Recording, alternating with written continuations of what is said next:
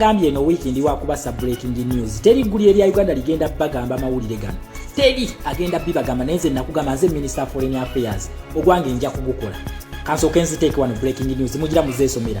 This is my message to you Ugandans. Eno message egende kumwe mwena abana bo ku ground.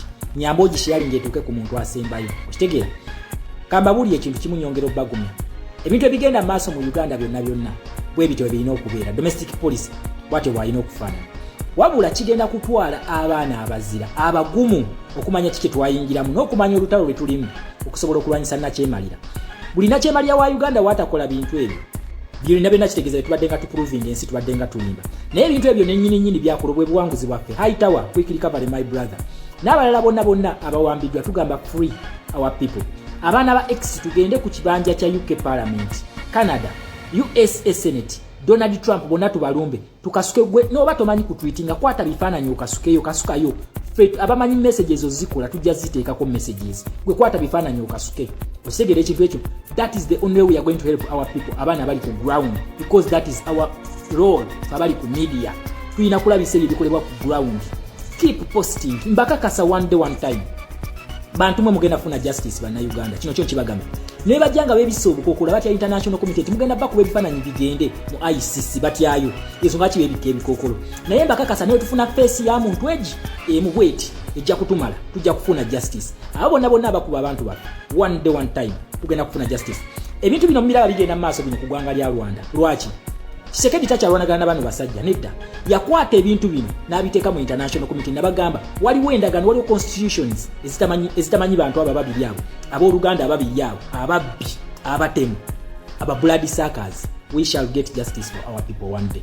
Mulemezeemu domestic policy bwete weyina okufaanana twajja mu lutalo twajja kufa buli omu wooli ne woba oli ku media toli safe naye mulemezeemu baana ba mama we are going to get there.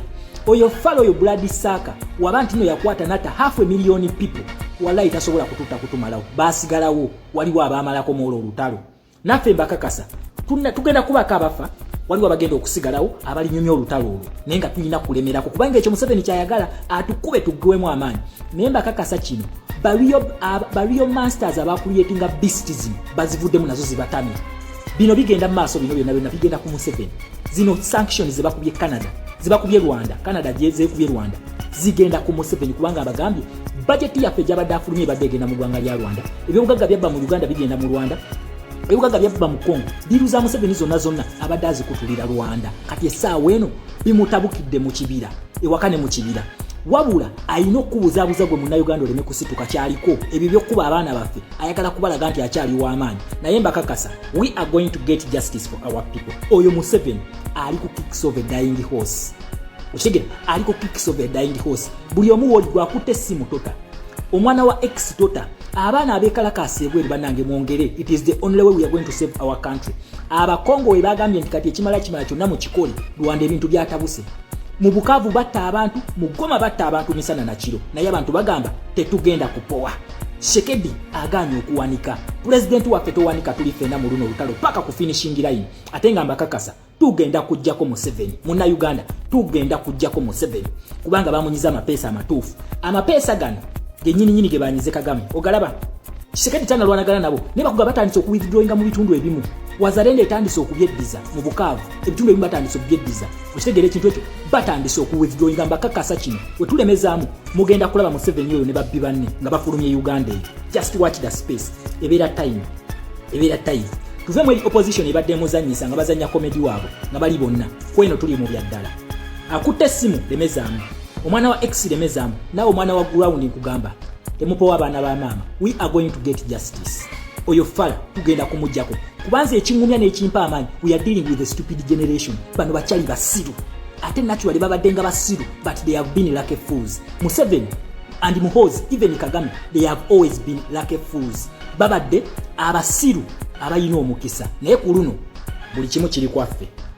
Canada ekubye Rwanda sanctions bazimukubye nga bagamba ki ebikolobero byakola abakongo ebikolobero bino nabagambye according to ICC report gye nabawadde ne Museveni mwali okitegere ekintu ekyo ne Museveni mwali yensonga lwaki nze foreign policy z'ensi zonna nzimanyi manyi geopolitics watambula naye nze nkuwa byaffe ebitugasa nze sigenda kubeera nga bali abasiru abalala abanyumye ebistore bya Russia simanyi bano baani simanyi bano bamunala baani obutigi bwa Uganda ne radio. I will not be that fool. Ngenda kuwe ekintu gwe kyolina okumanya kuba bino ebintu gye biri bayikira genda okebere sanctions ezo genda okebere aid bate yavuddemu ani abyogerako gwe bibagala kubasiriwaza naye nze nabagamba ngenda kuwe ekigasa Uganda gwe muna Uganda ekikugasa naye embeerera byonna bina mugenda bira bakugulwa buli kubanga nakugamba bino foreign policy ye influencing a domestic policy. A weak foreign policy is a weak domestic policy. Okitegera kati oyo fala byonna byakolanga fe tumuli busy bigenda kutuuka bive kubanga agenda kubanga takyalina sente. What is he going to do? Is going to submit. Nabagamba tulina endagaano zennyini zetuliko ezigenda okujjako mu Museveni oyo. Omwana wa mama kiki olina okukola ku ground? Olina kwetegekera kintu eki kusituka. Toweetaaga mundu, toweetaaga jjinja. Mbaleke batukoleko ebikolobero ebyo. Naye olunaku lumu abasirikale abo bagenda kujja n'emmundu nga batyozikozesa. One day, one time, and that day is coming. Tulina chatters nyingi. Chatters ezisinga ka constitution ka Museveni ako. Otherwise senga bino byonna asobola obiri vasinga najjako mutowe sanctions azimujjeko kati oba asobola akomyewo UK aid agikomyewo akomyewo US aid oba wamanyi nyo fala yejjeko emisango gya ICC lwaki kati bebike ebikokolo bajje na faces zabo okitegere one day justice is coming ate bino sibibagamba kubasudia nga bamwe muloza nti mbasudia njogera ekintu kyemanyi kubanga nabagamba ekintu kyendimu nkimanyi manyiwe kikola bino ebintu ebigenda maaso mu Congo US aid wa twabisomako emyaka omwaka gumu n'ekitundu kati emabega muna Uganda lemeza mwakutte simu ginywezi nawe okugula temuti abaana ba mama kubenge ekyo Museveni kyayagala okera ku machanga atunafuyiza ne tukyasobola kukola bino aderi agamba abazungu kakati naterezeza tewali bugundi ebyo buli watukolako nakuwa abantu baffe awo tufuniramu bwe bunafu bwe yalo mwe muloza ntino wamanya balagamanyi bwe bunafu bwe akulaga manyi mu domestic policy ntinze nsobola okulinnyako nenkutwala mu kooti y'amagye naye mu international policy oba foreign policy ezifuga Uganda eyo Museveni ebyo bunafu bwe obwo butiitizibwe. So tulemezemu baana ba mama, we are going to get there. Our president, we are in this paka finishing line kwetuli tugenda kufanga twelwana tujja kulwana tujjeko Museveni oba tujja kufanga tugezaako ffe tulina life death tulina life sentence gye twasayininga either atutte oba si kyekyo tujja kulemezaamu paka okitegere ekintu ekyo bamukubye sanction bamugambye tebagenda kuddamu kuwa permit kyamaguzi kyonna ekiva mu ggwanga lya Rwanda tekiriyo mujjukira Museveni ono bamugoba buli wamu bamugoba mwagowa bamugoba mu buno obutale bwa Europe okuddamu okutwalayo ebintu ezo trade zonna bazisala godi wa Uganda aliko sanction kati abadde nga abiyisa Rwanda kati nayo babiblokinze nakugambye eno revolution gye tulimba gita ffenna tubifiiwe gye tulimu. Number 2 bagambye tewakyali nkolagana ya government ku government business zabadde bayina bazigadde wakati wa Rwanda n'eggwanga lya Canada babigadde tebikyaliyo okitegera.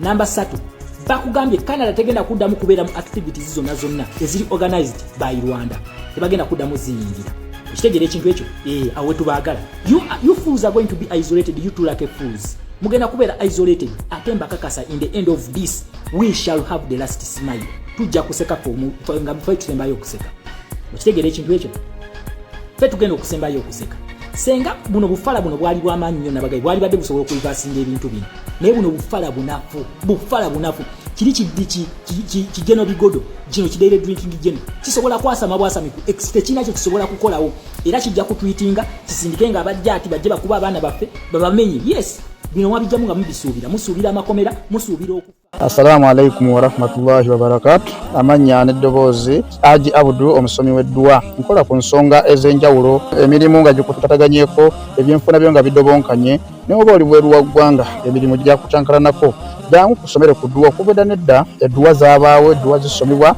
omuntu n'oterezebwa mu mbeera yonna ebadde ekwesibyeko akanyaga nina ekyoto kyensobola okukumira wadde oli bweru wa ggwanga nga toli kumpi wano n'ofuna omukisa ogwo nawe n'osomerwako ku ddua nankuteddeko n'akabaani Allah ajja kusaasira ajja kwanukula kuba ku namba yange y'essimu 0752 44 71 56 ne ku WhatsApp kwendi mpereza obubaka sobole okuyamba. Assalamu alaikum wa rahmatullahi wa barakatuh.